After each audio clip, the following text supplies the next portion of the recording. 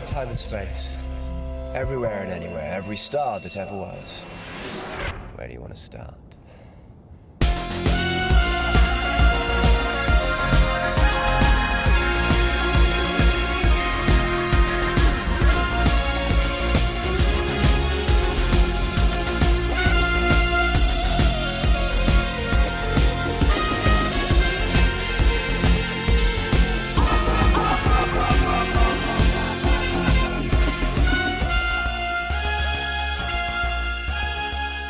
We've escaped from a pet cat and the inescapable satchel of doom, so now it's time to pop to a future swinging London and check everything's just fine and dandy. I'm Iain. And I'm Mark, and welcome to All of Time and Space. Or, as all the cool kids are calling it, Aotas! Aotas! Please don't sue us, Richard Herring. It's just, that's just our thing. In this episode, we'll be joined by J.R. Southall to talk about the Daleks' invasion of Earth. So to get us all up to speed, I have the blurb from the target book. The TARDIS materialises in London, but Iain and Barbara have not returned home. The streets are deserted, the buildings are crumbling. But the city is not as empty as it seems. Robotised humans stalk the decaying streets, searching for the beleaguered freedom fighters. And from their flying saucer in Trafalgar Square, the Daleks plan the subjugation of the peoples of the world and the transformation of the planet into a giant spaceship. And we'll be back with JR after this. They dare to tamper with the forces of creation? Yes, they dare. And we have got to dare to stop them. The Daleks have invaded the Earth. Don't miss Doctor Who, the new science fiction series.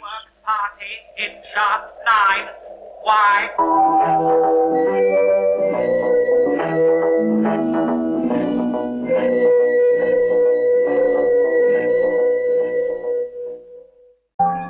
And welcome back. And our guest for this episode is someone who I did my very first podcast with way the way back in January 2012. Long time ago now. And between us, we did about 100 or so podcasts for his show. 100? Yeah. It was nearer 200, Mark. Was it? Oh, well, time flies when you're having fun. Yeah, and memories disappear when you're not having so much fun as well, by the seams of it. Well, yeah, you could be right. It's J.R. Southall. Hello. Hello, J.R. Hello. Oh my How God, are you you? both just clapped me. Yes, we're very honoured to have you with us tonight. To a level. What? Yeah, I was going to It's say... like having your dad round, isn't it? Yeah. I don't think there's really much honour to be had about it, if I'm being perfectly frank. Right, well... But I'll take it. If you want to describe it as an honour, I'll take it. Fine, we're not having you again. I'll come back, but only if I can come back for the Space Museum. Oh, wow, well... I'm issuing a particular challenge there. There's a bit of a problem challenge. there. Because I did have you lined up for the Space Museum, and then someone said, oh no, he'll be very upset if he doesn't get to do Dalek's Invasion of Earth. So we did a bit of a switcheroo, and that poor soul is now doing the Space Museum. And I know if you want to learn the is. identity of that person, then you keep listening, and all will be revealed. If anybody who's listening to this also listens to my own podcast, they surely will have worked out who we're talking about by now, right? You'd like to think so, wouldn't you? Yeah. Anyway, enough of this frivolity. Iain. Yes. It's time. Before we even go that far, I just want to say that this episode is going to feel like a kind of deconstructed podcast because we're sitting here with two old hands and most of what they say... with two old hands. I'm sitting with two old something. Anyway, moving on, before we leap into the hilarity of the Dalek Invasion of Bedfordshire, firstly, JR, it is time for you to satisfy the mind probe. No, not the mind probe.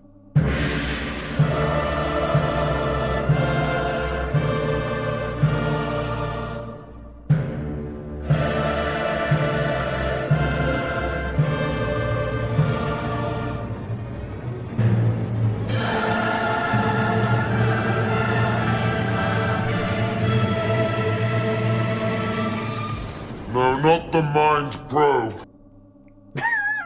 Oh. Well, I'm afraid it is the mind probe. Now, satisfy the mind probe, and we will return you at the end of this show to your customary time and place. But if you fail the test, Castellan Cockram here will toss you into the time lash. With his 2 old hands, I take it. his withered claw. So, we have a very special round of the quiz tonight. Question 1. JR, if you're ready. 60 seconds on the children's television programme Doctor Who. Oh, I've never seen it. Oh, for fuck's sake. I think that's brilliant. Is it too late to get Matt Barber in? That's brilliant. So, Dalek's Invasion of Earth. JR, what was your first experience of watching this? Would this have been the VHS release? Or a UK Gold job? Or no, this would have been the film. Of course. Ah, yes. Yeah, it gets a bit complicated, doesn't it? My first experience actually of watching the story in question would have been the VHS release. Absolutely. Which would have come out around about 1990, I suppose. Okay. And I've got to say, those early black and white ones, I knew the 2 Dalek films, I knew the 2 Dalek stories from the 2 Dalek films, and of course from the books, which I'd read over and over and over. I think watching them on VHS way back then, especially as the picture on the VHS releases of especially of the black and white stories way back then was not the best. I think my experience of Dalek Invasion of Earth the first time I watched it was pretty much to be nonplussed.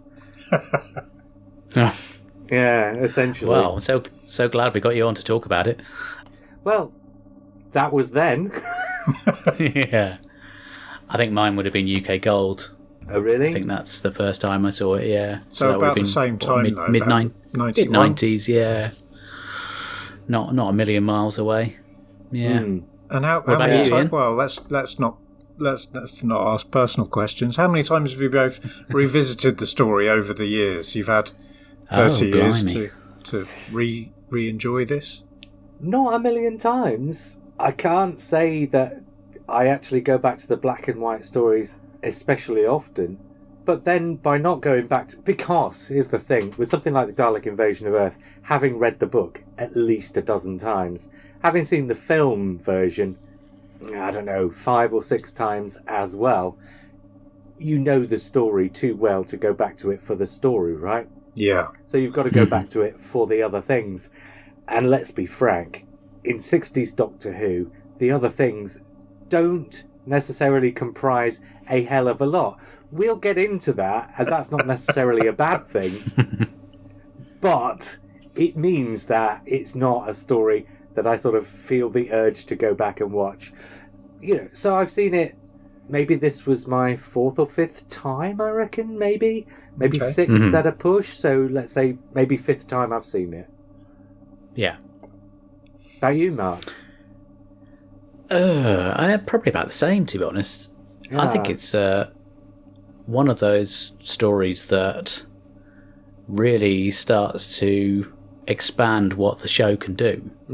Oh, we'll definitely. Yeah, we have the benefit of watching it in chronological order, so you see this quite a marked difference in you've got this big wide world now, it seems, when you watch it. All this location filming, which we got a tiny bit of in The Reign of Terror, but it was pretty minimal. But the scope is much, much bigger. They're being a lot more ambitious. Absolutely. Well, we are going to have an interesting disagreement. Is this your first time, Ian? It is. So, had you seen the film? I've seen the film probably 2 or 3 times when I was a kid. Like you, I read the Target book. I can remember buying my second-hand copy of the Target book in about 86, 80... In fact, it was definitely 86. And reading it over and over again. And it's like one of those... It's like a big, juicy Bible story. Everyone knows this one. Everyone knows what happens in it. You don't really need to go back and actually experience it because everybody knows it. But so, yeah, this was my first time actually watching it, and oh, sweet baby Moses. Right, I want to get into that, but I want to get into that later, maybe, because I think there are sort of exonerating factors for almost every criticism you can lay at the door of this. Right. And I think you have to take those factors into account. But I don't think we should start off by talking about those factors, because then we won't have the conversation about the story itself, right? Will we? Right. Very true. So we'll come back to that later. One thing I will bring up, maybe, to start with, is this was supposed to be the end of the first season of Doctor Who. Yes, that's right. So This one and Planet of Giants were part of that original season in terms of the recording. So it wasn't like they sat down with a plan to do 10 stories comprising 12 or so months and have that be the first season. They started out with the idea of doing a year of Doctor Who, but they had no idea how that would finish. But as they were getting towards the finish of that year of Doctor Who, they decided to finish with a Dalek story. And then somebody stepped in and said, actually, why don't we take the break here? And this got shunted into the second place in season 2, which is not remotely where it was meant to be. I think it does make sense, though, when you think about it in terms of having that big draw to bring people back for the second series. Well, it would if they'd have finished the first series with Planet of Giants, but they didn't, did they?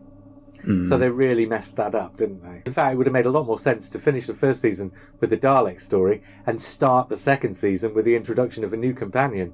That makes perfect sense. Absolutely. I think the one of the bigger problems I had, not problems, that's the wrong word, one of the things that struck me as being the most unusual about this is that it is such a big, epic finale that, as you identified, it's got no place coming this close to the top of the series. It would have been a brilliant ending. Another thing I thought was that this, obviously, at the time we're talking about, I think the longest stories had been 6-parters, and this was another 6-parter. I feel like this one could have gone on for, 12 weeks. This could have been the Daleks' master plan. There was so much in the idea behind this story that I feel like it was kind of rushed. Yeah, I think that goes back to what I was saying about the factors, though. All right, let's get into some of it. You talked about how much ambition there was. Mark talked about how much location stuff there was. He mentioned the fact that there was location stuff in the Reign of Terror, but the location work in the Reign of Terror was pretty incidental. None of the regulars went out on location. They only really went out on location to do that bit in the Reign of Terror because, I think, mostly because they just didn't have space to do that scene in the studio, but they needed that scene. So they said, all right, let's take the cameras outside and do it. And, it was a half an hour's work one afternoon or something. The Dalek Invasion of Earth is the first time where they actually make a conscious decision to take the production out on location. And there's location stuff in 4 of the 6 episodes. Fast forward to even as late as the 1980s, and you get stories where the location work is all in the first episode to set things up. And then you end up in the studio for another 3 or 4 episodes afterwards because the setup's been done. Here, the really big, iconic location stuff that everybody remembers is in the middle of episode 3. It's not even at the start or at the end of an episode. It's right in the middle of the 3rd episode of a 6-episode story. So this is a production with massive ambition. And it's not just that they go out on location.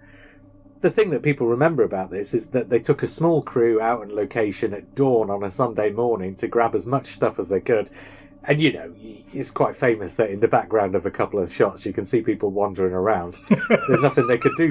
There's nothing they could really Burglars, do about that. cut purses. Do you think Danny Boyle watched this when he was coming up with the idea for 28 Days Later? I think he watched Day of the Triffids. Oh, okay.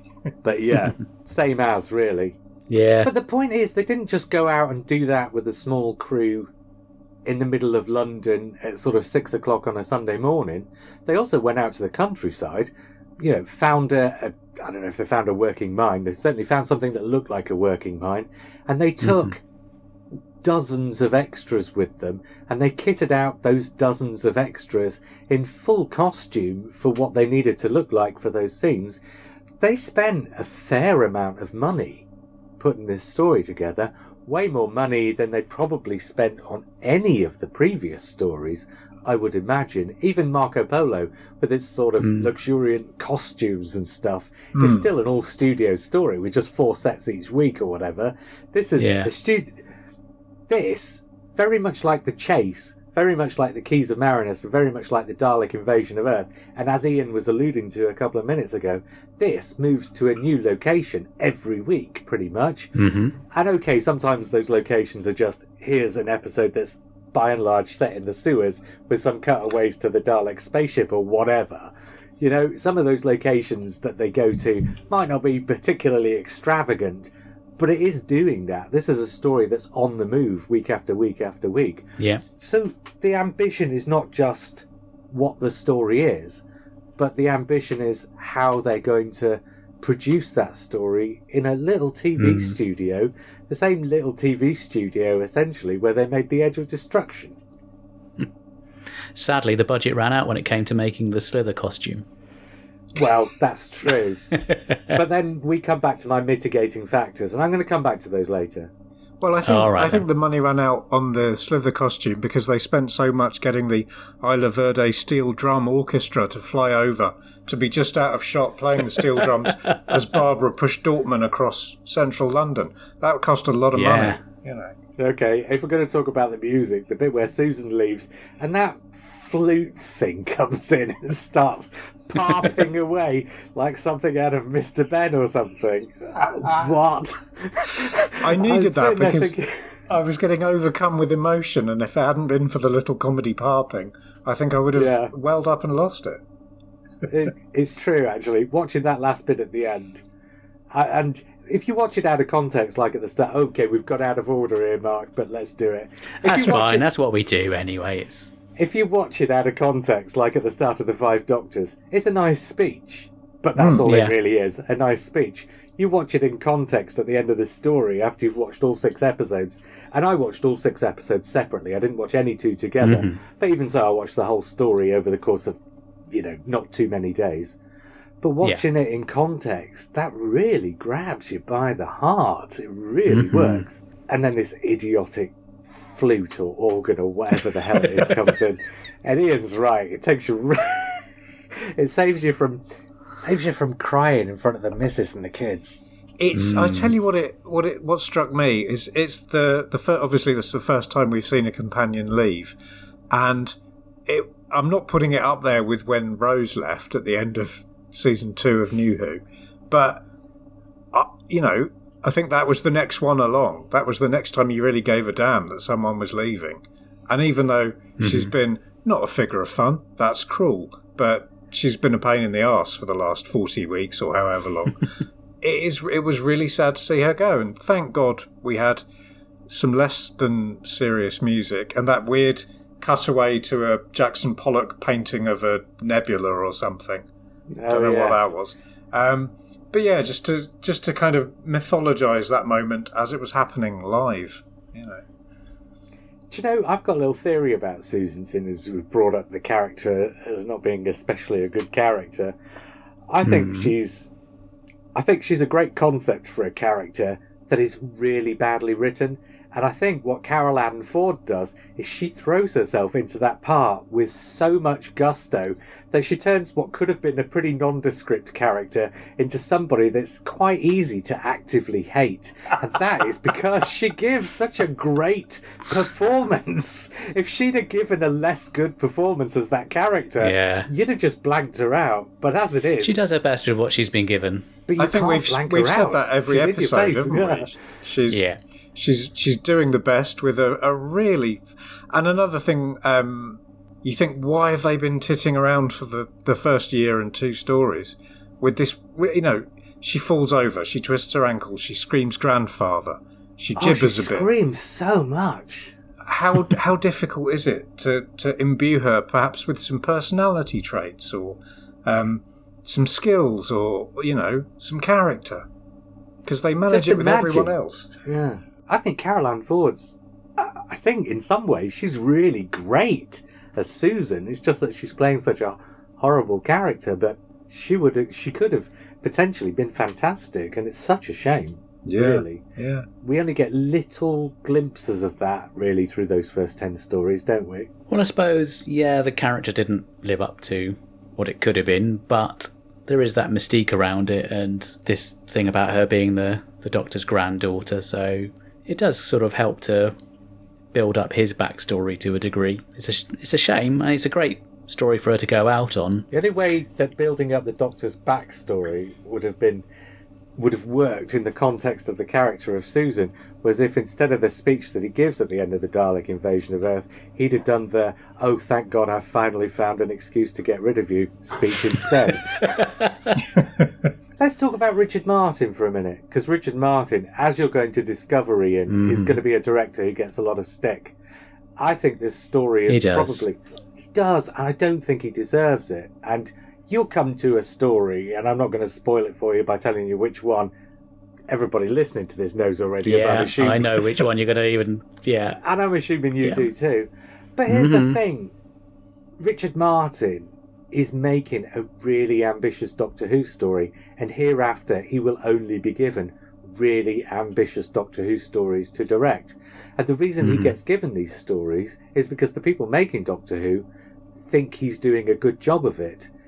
And the reason they think he's doing a good job of it is because in context and relative to what's going on around him, he is. And all the mistakes, the little production errors that people point to and say, oh, Richard Martin's a terrible director. There's a camera in the back of the shot in such and such a episode.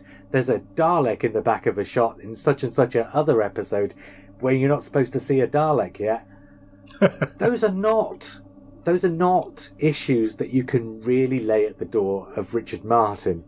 You could lay them at the door of a director who's doing a single camera thing, or you could lay them at the door of a director who's got the facility to go back and do reshoots and chooses not to. But Richard Martin doesn't have those options open to him. He's making it. There's no luxury of editing. There's no. He's going back and having another go. A live program with live cameras. And you rehearse it, and you rehearse it, and you rehearse it until such a point as you think you've got it off to a T. But when you're working with a lot of technology, and something like a Dalek prop is, to all intents and purposes, technology, they only have one camera run through before they make it. So at the time, and I've gone sort of slightly off on a tangent here from the Dalek Invasion of Earth, but there are plenty of moments during Dalek Invasion of Earth where things don't quite go to plan. There are there are sort of action bits where the action doesn't quite come off because they're rehearsing it in, a church hall. They get one day with the floor taped out so they know where they're going to stand. They get one run through with basically with the cameras so they know how it's going to go with the cameras. And when it comes down to actually recording it, they get maybe 2 or 3 goes at most during the course of an evening to record the bit with Richard Martin calling out the camera changes live in front of that video recording. He doesn't have the opportunity to say that action scene didn't work as well as it might have done. Let's have another go at it. If it worked remotely well at all, it's what they have to go with. And Doctor Who in the 1960s doesn't actually have many action scenes. So if you're the director who's been given the story with all the action scenes to do, you've basically just got to make the best of a bad lot. And I think, if we're going to be completely honest, if you're looking at Richard Martin's stories and saying his direction's letting it down, I think you're watching for the wrong thing. Because his direction is no different to William Hartnell's Billy Fluff's. It's no different to the sort of primitive CSO that you've got during Barry Letts and all these other things. It's part and parcel of the production as it was then. That's what television was like then. That's what they made. That's what we have to recognize. I think this is certainly one of his better ones. Oh, I think so, yeah. But yeah, this is absolutely chock full of bits that you would have redone given the opportunity. Well, I mean, so I watched it for the first time today, and obviously I'm watching it on a slightly better quality display than most people in the 60s, and I'm watching it with probably maybe slightly more interest and attention than people watching it of a Saturday evening, but I didn't notice any sort of incongruous disasters. I mean, there was no one was waving at Christ wearing a digital watch. It was fine. There was a couple of moments where you think, oh, she's holding that sucker to her bottom, or actually that's enough about my marriage. No, I don't think that sort of criticism is fair at all. I think for what it is and for the money and the time available, I think this was in many ways a stunning production and an excellent bit of direction. Yeah. No, I completely agree. I can see we're winning him round. Who? Iain.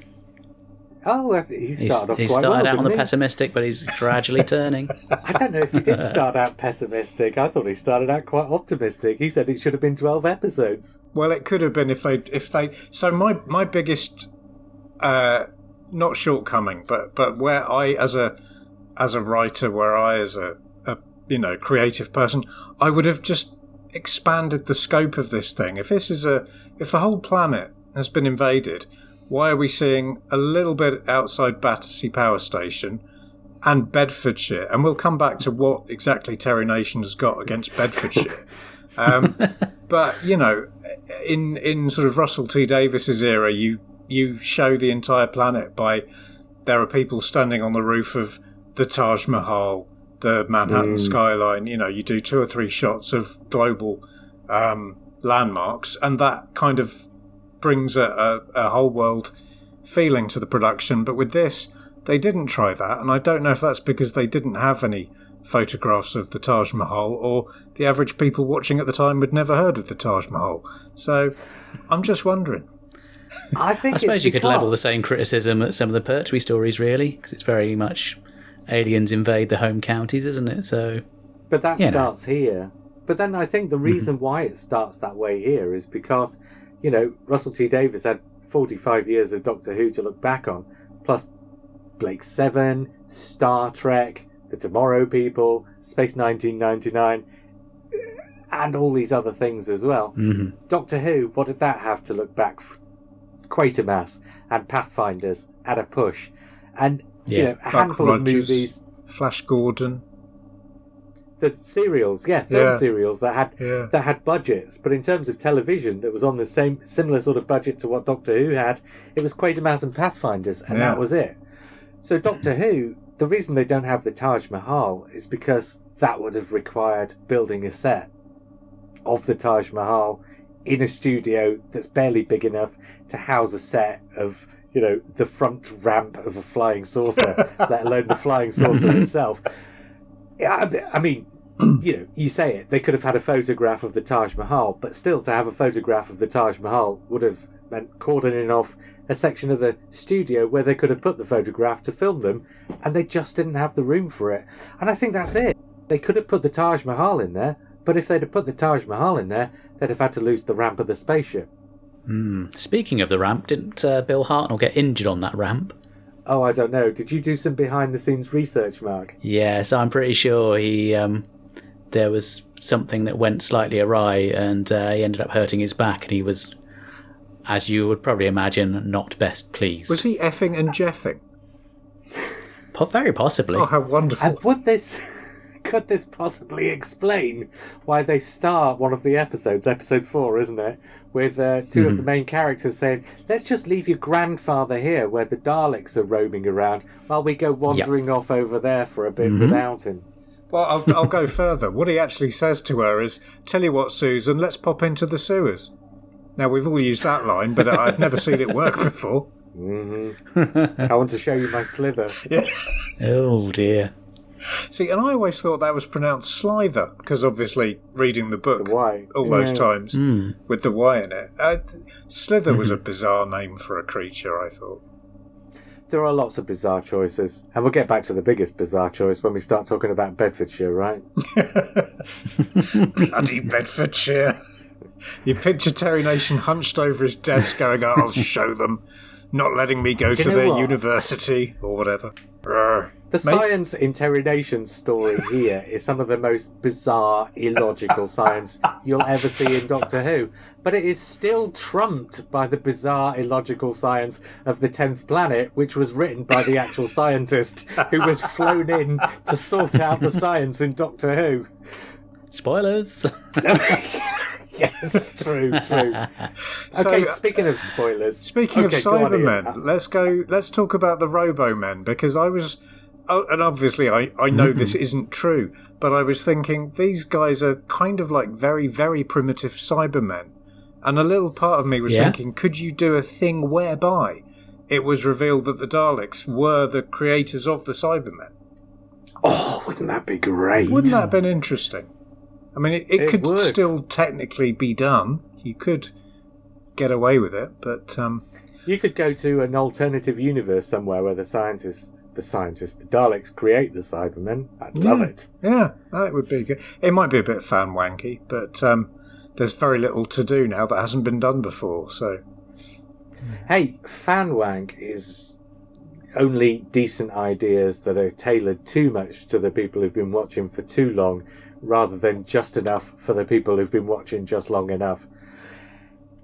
Fan wank's only fan wank if you really start. You know, the problem with Attack of the Cybermen, okay, we've gone off on a tangent here, is it expected you to care what had happened in a story you'd never seen. Or even know, And the thing about Russell T Davies and Stephen Moffat and Chris Chibnall, the way they do it is, it doesn't matter whether you know where any of these things fit in.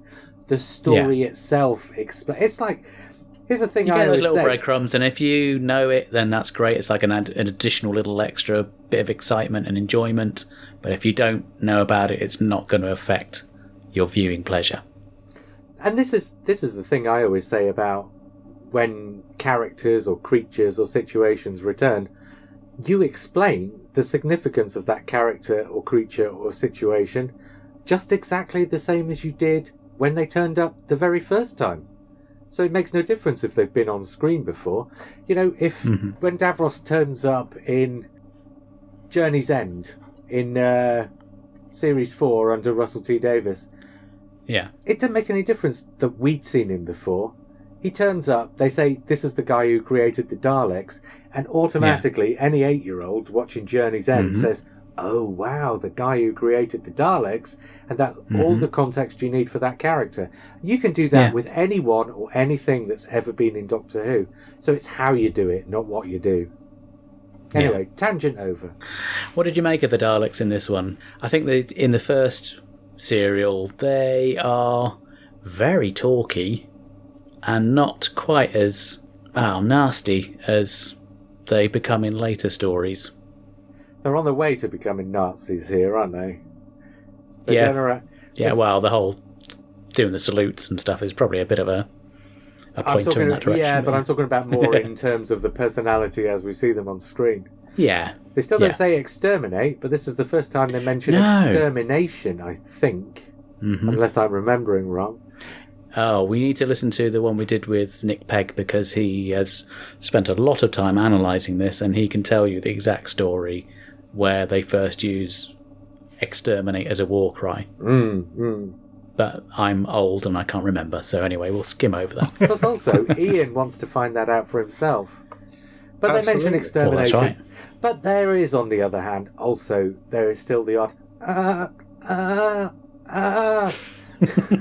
and that continues into their next appearance too. Oh, it does, yeah. It's a very comical effect, but we'll keep a powder dry on that one. I assumed that the Dalek toilet was engaged and there was a Dalek outside waiting to go in, going... Well, that was my assumption the first time I watched it. Yeah. Yes, that's in this one. In the next one, you find out what a Dalek sounds like in the bedroom. Oh, good Lord. Ooh. Oh, yes.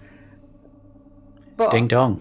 But the reason is, in that first story, and still here, and in the next story, they're still being written as essentially human beings in tanks. Which is something that goes away. So, after maybe the chase, they suddenly become basically robots. Basically little robots. With maybe little bubbling lumps of hate inside referenced every now and again. but they lose their personality, but still they have some personality here, and they still do a few of those things that they did in the first story. So yeah, they're not what they would become. Yeah, you notice they had a lot of sort of volition and initiative, and obviously as someone who grew up watching the show in the 80s, when all they do is glide around behind Davros shooting people and not really contributing very much to the political situation of the universe, it is different and much more exciting to watch them here as plotters and schemers in their own right, even if those plots and schemes are, shall we say, batshit. Well, I was just about to say bat poop crazy. Well, it certainly is here. So their plan is to hollow out the centre of the Earth and then pilot it around the universe. And how and when do we find out about this plan? Now, someone's brother heard about it, I think in part 5. Is it Larry? Is talking to Iain. He says, "Oh, my brother Phil. He's heard, has he? Oh, that's not how drama works." But he only has heard that they're planning to hollow out the centre of the Earth. Right. And then, 2 minutes later, you get to the end of the episode, and the Black Dalek wheels itself onto the screen and says, "Our plan is nearly at an end. Our plan to hollow out the centre of the Earth, install an engine and start piloting it around the constellation is nearly at an end." That's brilliant. It is the most bizarre and awkward exposition dump in the history of Doctor Who. And if you're going to use awful, if you're going to use any character to do exposition of a sort of nuanced and detailed you plot, don't want it to be you don't want it to be in a series of staccato driblets. No, you're right. That is an absolutely terrible, terrible way to explain what's going on, and does not at any point involve the characters finding it out for themselves. So, it's basically tell the viewer something the characters still don't know. But it does mean that the viewer, and we talked a couple of minutes ago about the fact that the viewers are basically watching this only once. They're watching it probably while they're doing other things at the same time. And, they've got then a week to wait to find out what happens next, unlike us, who can put the next episode on straight away if they want to. You leave the viewer with the notion that the Daleks are going to hollow out the middle of the planet Earth and stick an engine in and start piloting it around, and they're not thinking, that doesn't make any sense. They're thinking, Jesus Christ, are they really? These are viewers in 1965, the stakes are high. Yeah. So what I was wondering is if they're going to hollow out the Earth, firstly, if they were going to do that, I'd want to fill it with ice cream, not an engine, but anyway. Whereabouts on the planet are they putting the steering wheel? What flavour ice cream would that be? I'd go with cookie dough. Oh, yeah. I would have gone with a salted caramel myself. No, that wouldn't work. Oh. No, it wouldn't work. Yeah. But yeah, we're I'm not even going to join in on this part of the conversation. I'm not going to dignify it. I'm not going to be drawn on the ice cream question. Mainly because I can't think of anything funny enough, and neither of you bothered either, so that shouldn't put me off. But the stakes are very low. Yeah, you're right. They are extremely low. Yeah. And if I can't even beat those stakes, I'm not going to bother. Sounds like me and the butchers. No, Iain asked the question, what are they going to do with the Earth's molten core once they've dug it out at the middle of the Earth? Yeah. And I think that's a problem to which probably the solution will come along when Kit Pedler gets his hands on Doctor Who. Well, I'll look forward to that. I'll keep a beady eye out.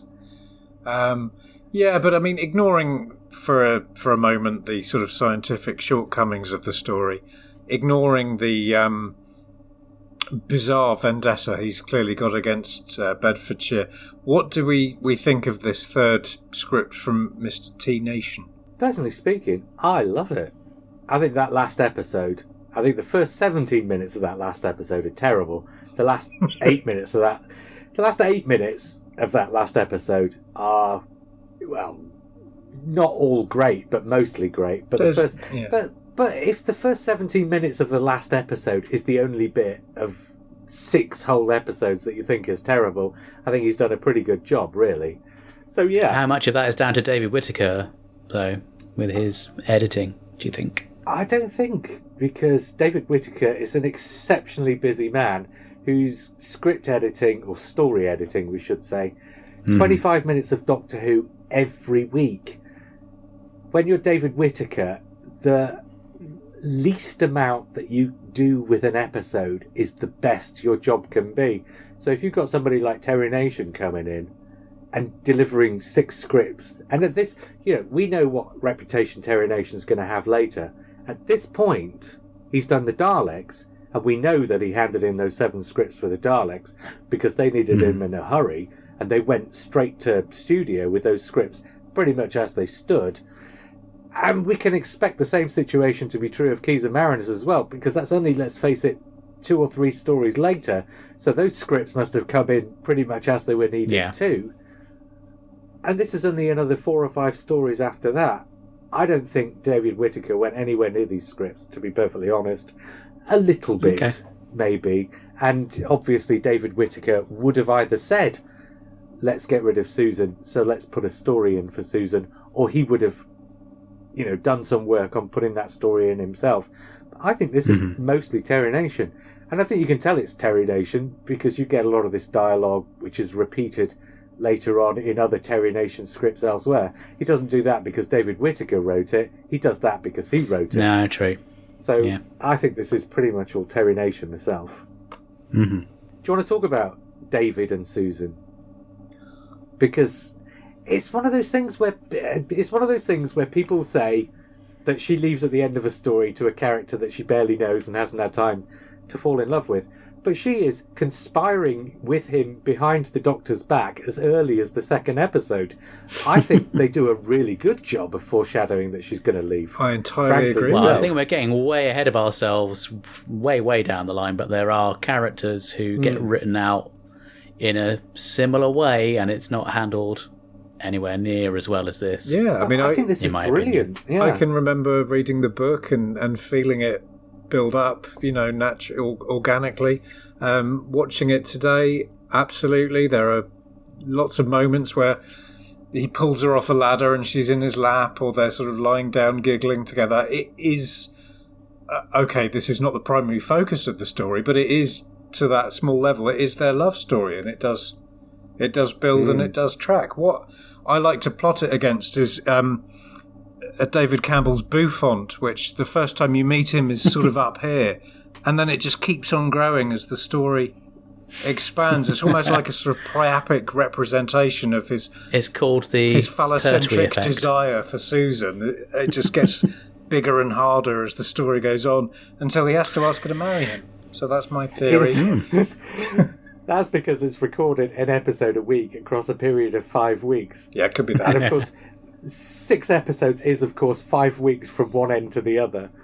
Could be that. And he's not allowed to cut his hair in the meantime, is he? Because then he'll look completely different. So, yeah. But that also is the point. They introduce the fact that there may be a love story coming between Susan and David in episode 2. By the time you get to episode 6, that's 4 weeks later. So for us, sitting down to watch it, that's 2 hours of screen time. Yeah.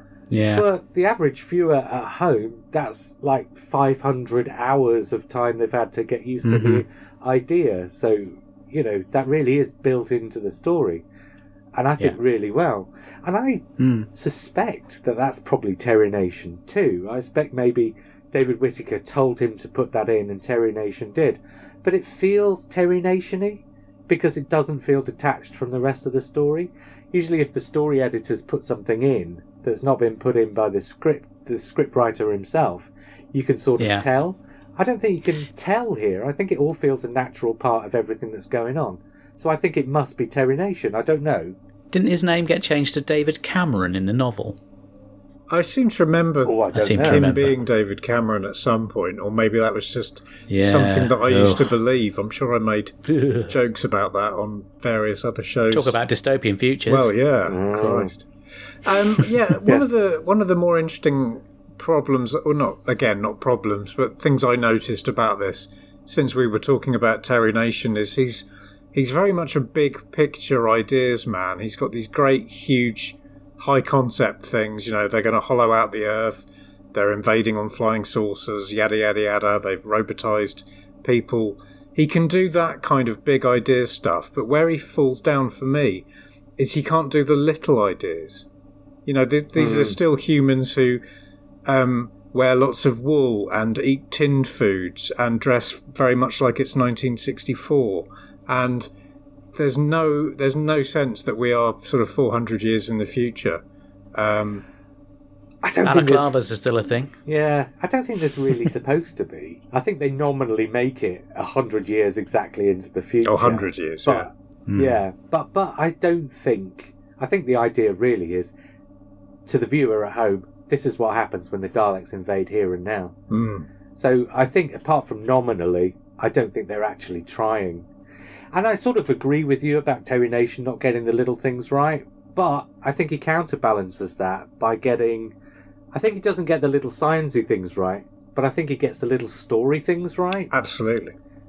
So I think he does a really good job of keeping the plot ticking along, even if some of it, with the benefit of, 6 read-throughs of the book and 4 watch-throughs of the film and 3 watch-views of the television serial or whatever, we can say, oh, don't know if that makes sense.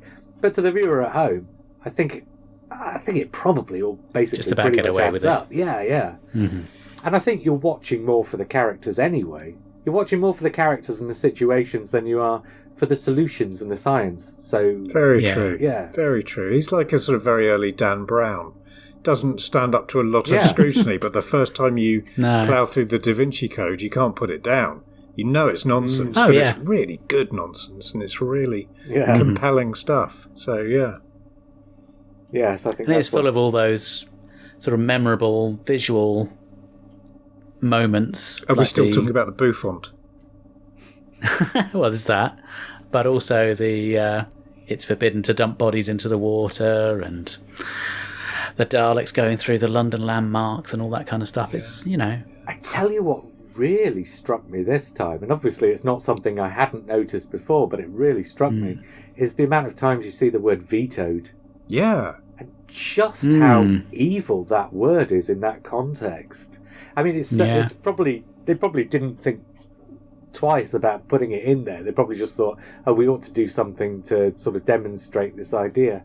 But actually, that word in so stark, big black and white letters just felt like it was like this really evil idea underpinning the heart of the story. Yeah, that really struck me this time. It was a kind of Orwellian thing going on there, wasn't it? It was wonderful. Yeah, loved that. I'll tell you one thing I didn't love is Barbara Wright talking about, yes, when I say Indians, I mean red Indians, at the start of episode 6. I bumped on that, as we say in podcasting, yes. But again, It's not aged well, is it? But she should have known better as a history teacher, even in 1964. Yeah, no, that's true. But, you have to offset that against she did drive through a bunch of Daleks in a small van, and, I think, on balance... Yeah. That she comes out neutral. Yeah, she does. On the sliding scale of Nazism, I think she's more towards the not a Nazi. You think? So if I think so, yeah. So if we were trying to map that out would you go with tightness number 1, tightness number 2? I was expecting you to come back with, well, Iain Chesterton is very obviously... We're not having that conversation. Do you know what, though? And obviously I've been listening to the podcast, so I'm kind of getting your feelings on this. Iain, in this story, I think this is where the lightening up of Iain is starting. Yeah. I like Iain a lot in this story. And not to spoil things too much, I think he gets better when Vicky's around. So I don't know how much of that you have seen, Iain, because obviously, you will have seen some. But I think Iain Chesterton really softens up over the next few stories and becomes a great character. And I've always liked Iain, and I think the reason I've always liked Iain is partly because of the novels and partly because, for a very long time, the only Iain that you could actually watch was basically this story and the Daleks. And he is good in the Daleks. He is the hero of the Daleks. So between the first Dalek story and this, maybe it's Terry Nation. Maybe Terry Nation does a good job with Iain. But I think Iain comes off well in those two stories, and maybe it's the stories in between where he doesn't. But yeah, for a long time, I just lived with the Iain of these two stories, so I've always liked him. No comment, Iain. So he's not at his worst. He's not at his most egregiously broom handle up his arse. Here's me pontificating about GCSE chemistry. But he's still... I mean, right, so that bit in part 5 where he trots out and they've just, like, sprinted to the mine from wherever the saucer landed, and everyone's wearing rags and covered in soot, and he's just there in his immaculate, pristine suit. Oh, fuck. And then, and he just... no. I can't. I'm prepared to concede the character has got room to chill out from here and improve. And you're right in that in the books, and I hadn't really thought this through, but in the books he's pretty much every single person writing those books doing a Mary Sue. You know, he's the young, virile lead guy. So he comes and of course across... that's usually Terrance Dicks. Imagine that. So yeah, I think it is something in the portrayal of him that takes that character into an area where I just want to slap him occasionally. But at the same time, I think in this story, whilst he doesn't do very much memorable at the start, I think that cliffhanger at the end of part 5, where he's trapped inside the big Dalek bomb that's about to go down the chute, I think that's the best cliffhanger we've ever seen thus far. By a long... And his little worried face as he's pulling out the wires, and he's really acting and he's not pontificating, and he's there's a real sense of jeopardy. And I don't know if this goes on to become something that William Russell gets to do very often in future, but this was really good stuff for me. Yeah, after the bit at the end of episode 5 where the two halves of the bomb suddenly start coming together, and Ian's just sitting there, not even in mid-shot, almost in long shot, and just the expression on his face, which you can't really see. No. But you can see just enough of the expression on his face to see that he's not overdoing it, but that he's sort of basically taking it for real. And it's just like, it is such an odd moment. Two halves of this big plastic eggshell basically coming together, and it's such a moment of threat for the character, but it really works. Yeah. Oddly, it really works. Yeah. I mean, before they met, he was probably thinking he was sitting in a little Dalek toilet, and then it closed around him. But he really brought a sense of credible peril to obviously a fairly ridiculous situation for it. And he's been in a few ludicrous premises so far, but this was one of the more outlandish. But he really sold it. So.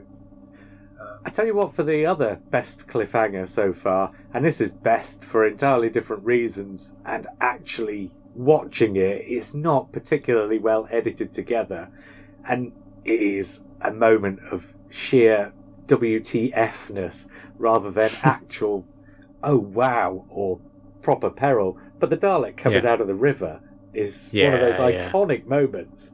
And thinking about it afterwards, you think, well, what the hell really were they thinking? Apart from, wouldn't it be astonishing if the Dalek came out of the water? And so they just went the hell ahead and did it. It's a neat idea. Yeah. Visually, it was stunning. I imagine if you're 8 years old and it's 1964 and that happens, you're not judging it on the weird pacing and editing of that scene. You're just going, oh my God, it's probably the best thing and simultaneously the most terrifying thing that's ever happened to you.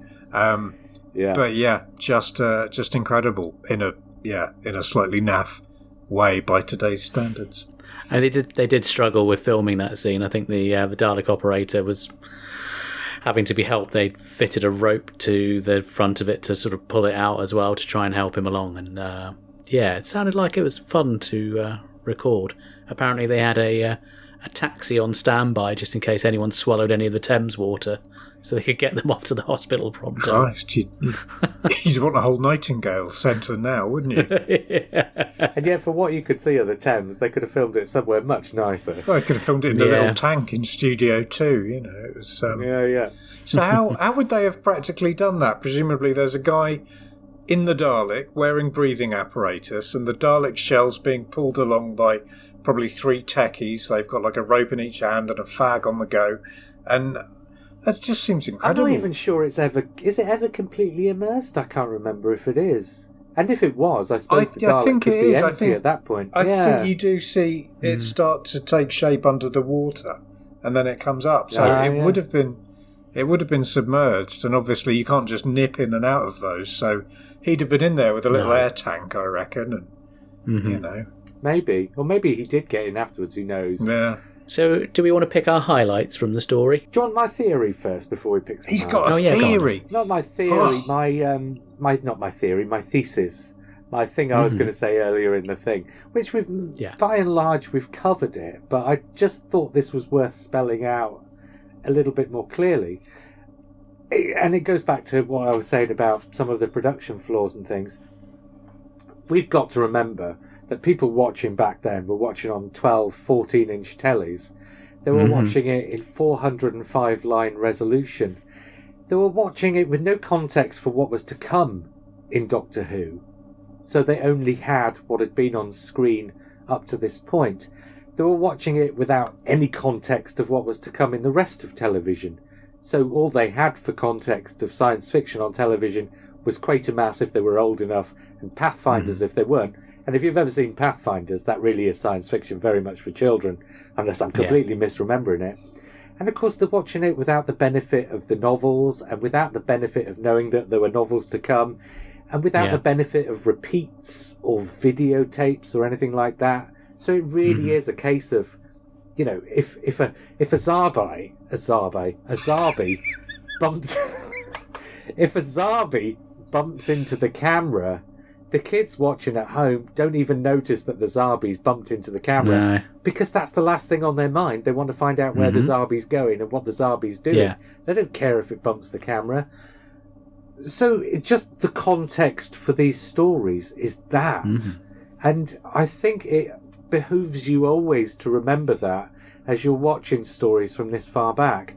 The context is that it's entirely disposable and entirely ephemeral in a way that we really, really find it difficult to contextualise it now. Because nowadays it's this great big unfolding story, almost biblical in nature, that we've become this cult audience to. But none of these things were true in 1964 and 1965. Yeah. So Dalek Invasion of Earth, I think in that context, is this astonishing production, frankly. Which doesn't mean it's going to get an 8 out of 10 from me. Or maybe it will. Any favourite bits for you, Ian, that we haven't already covered? Did we talk about David Campbell's bouffant hair, which seemed to grow like a massive priapic phallus? Yes. We talked about that, didn't yes. we? Did we talk we about... We did. What about the delightful balaclava that I was going to use the word condom. I'd written down condom head. I was going to mention... Now, and also, the two things I liked about her, that's never a good way to start a sentence, is it? So yes, there was the condom balaclava, but also... I believe the character's name was Jenny. Yes. And when she and Barbara are caught and neck manacled to the wall in the Dalek control centre, they had a neck manacle just hanging around at exactly the right heights for those two prisoners. What are the odds of that happening? Presumably they were waiting for because the Daleks are geniuses. Was it that? Or were they waiting for Morecambe and Wise or Large or something? They may have. Is that the point at which the Daleks are talking about arranging for a penetration explosion? Yes! Oh my god, that was good. So that's why she was wearing the condom. Right, okay. I believe anyway, enough of that. Is that what happened to the back of Ian's jacket? Was there a... Do you know, I'm gonna nominate as my favourite scene the bit where David Campbell decides to dismantle the bomb by throwing a bunch of acid all over it and then attacking it with like an axe or something. It's like, that's how you dismantle a bit of luck it didn't all go off. Do you think the actor in question was like thinking, I'll get the part of James Bond if I get this right? And he was just trying to really... He's obviously been watching the reruns in the year 2050 or whatever it was of Danger UXB. Oh, yes. Where they go around defusing old World War II bombs. So I'm sure it's all from that. Mark, your points of reference are terrible. It's obviously a small back room bit. Oh, well, it could be that.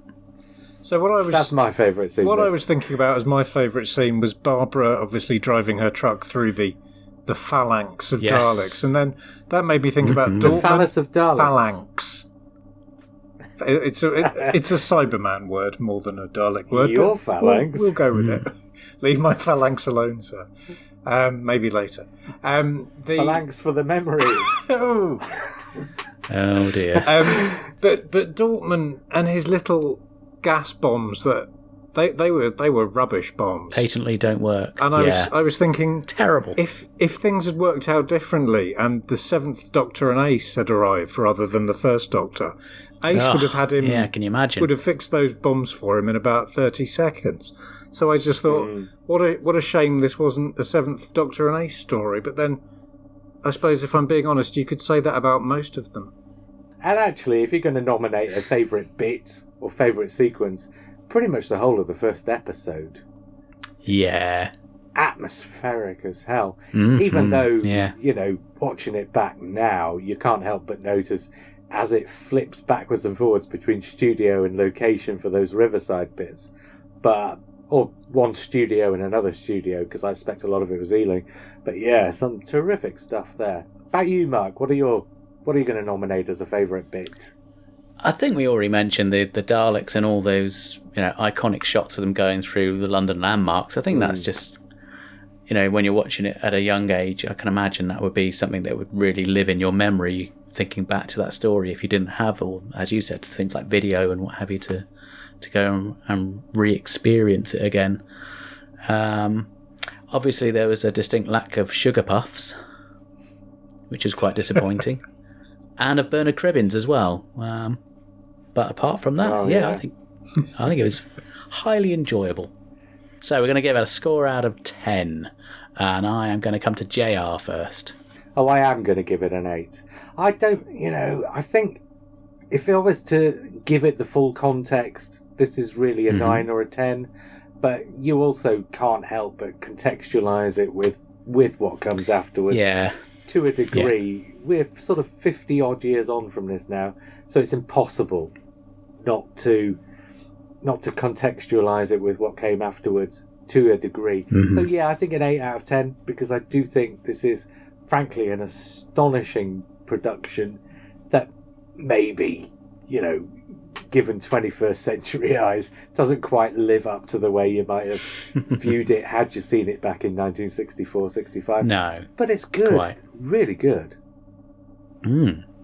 Excellent. I really enjoyed this one. Like you were saying before, it's not one I necessarily go back to that often to rewatch it, so maybe that's why it felt a bit more fresh going back and watching it again. But I loved the fact that you've got this bigger worldview. I know it wasn't quite big enough for Iain. We didn't get to go global with it, but compared to Lime Grove Studio, this is really, the series is starting to spread its wings, and you're seeing a much bigger ambition. And and just on that point, before you give the score, on the thing I said about it moves from one location to another, from one episode to the next, but all the locations are tied together in a way that something like the Keys of Marinus wasn't.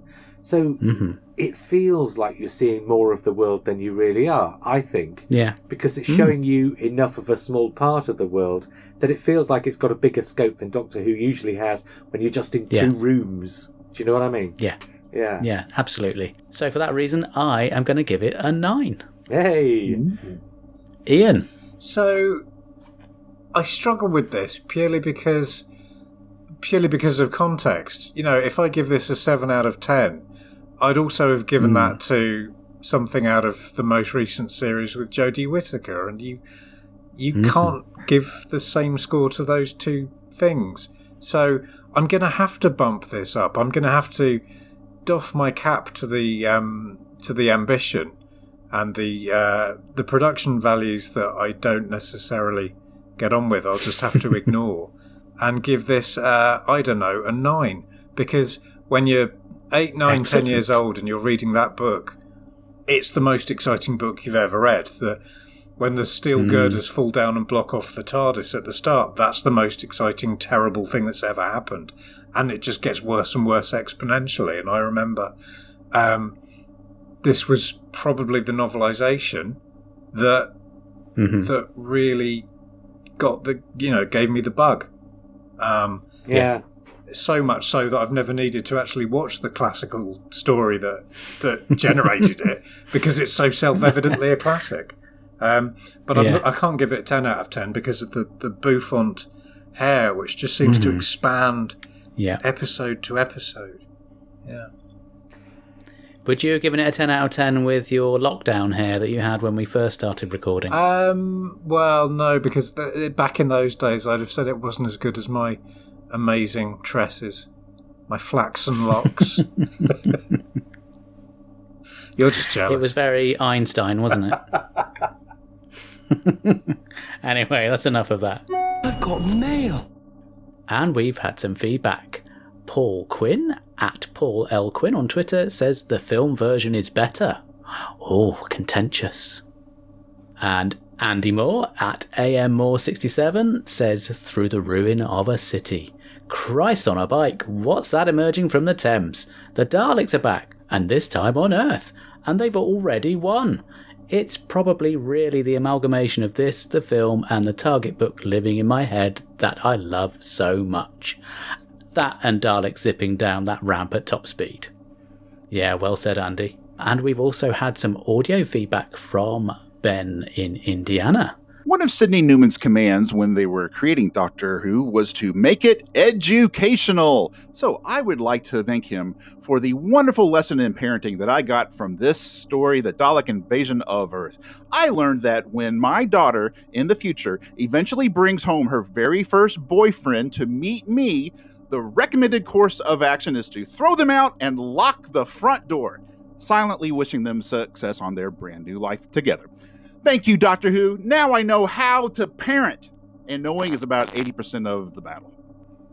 Oh, and I should probably toss her out some decent shoes. I'm not a monster. Thank you, Ben. And now we'll go over to JR.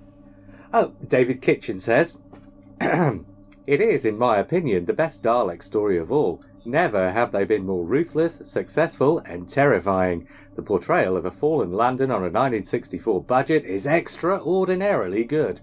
All the cast are amazing, and anyone who doubts Hartnell as an actor should watch his final scenes with Susan. Brilliant. Andy Robinson says, have recently watched it with my daughter. You can really feel the relatively new show stretch its production ambitions and pull off something quite epic. I was going to get through that. Get your mind Iain, out of the until gutter, Southall. How dare you? And the Doctor's farewell to Susan is quietly heartbreaking. Yeah, he's right there. He is. Thank you, Andy.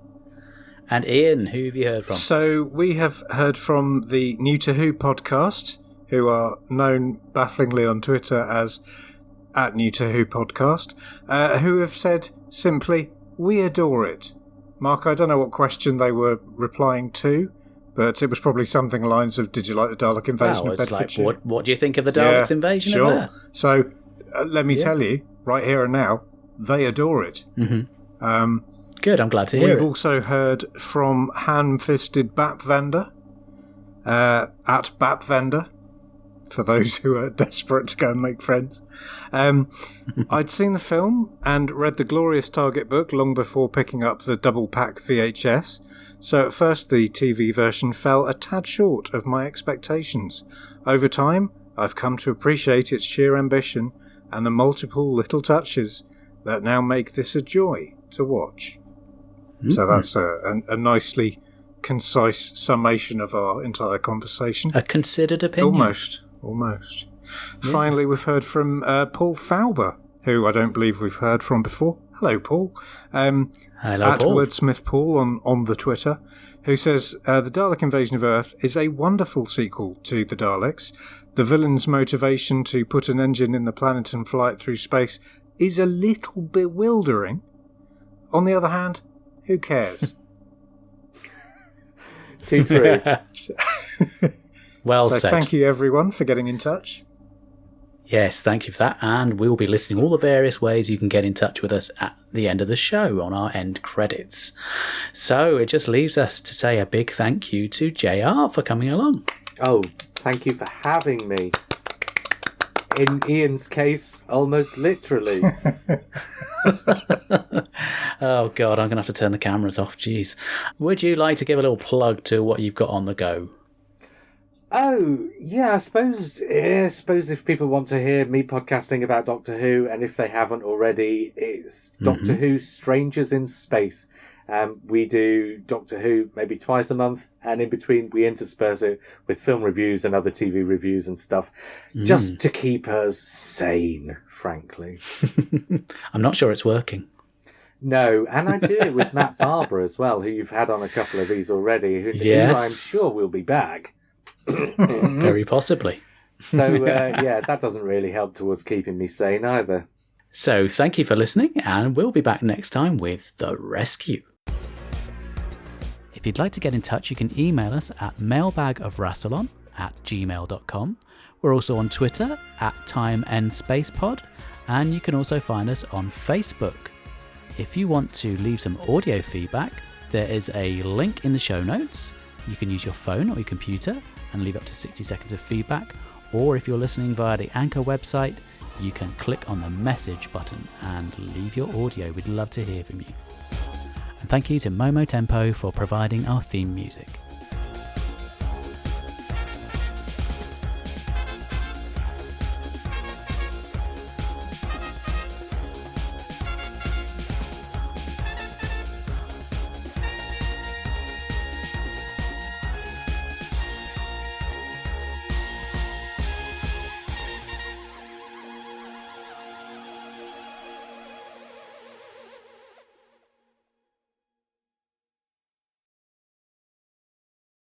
I've got one more thing to bring up, by the way, if you want to, which can or cannot go on the record. You might not want to put it on the record, because it's sort of like me correcting something you did in an earlier episode. Yeah. Go on. Well, you might put it on as an Easter egg at the end. It's the whole... The Edge of Destruction was the end of the first 13 episode contractually obliged Doctor Who. Mm-hmm. Well, that's a fallacy that's been put around. It's not true. Oh, there is no way in which that can possibly be true. So somebody at some point said, why did they make Edge of Destruction? Oh, it's because they had to fulfill 13 episode obligation. That cannot possibly be true, because the Edge of Destruction was a last minute script that was handed in to fill 2 weeks. If there had been a contractual obligation to fill 13 weeks, then the Edge of Destruction would have had to be replacing something else that was 2 episodes long. There was never anything else that the Edge of Destruction was replacing, so there was never any point in the creation of Doctor Who where there was a cut-off after 13 weeks. It's just not true. Okay. Well, now I feel fucking stupid. Well, we stand corrected. Yeah, I feel like a right idiot Well, now. I mean, it's been... that is so widely talked about, and yet if you think about the logic of it, it just cannot be true.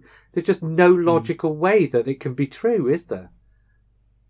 Because they wanted to make Marco... And they didn't write The Edge of Destruction until after they'd written and started building the sets for Marco Polo, right? Oh. So even at the point where Edge of Destruction is being written, they know that Doctor Who is going to be longer than 13 weeks, so they don't have to fill 13 weeks. Right. So there's just no situation in which the Edge of Destruction can possibly be there to fulfill a 13-week quota. It's just physically impossible for that to be the truth.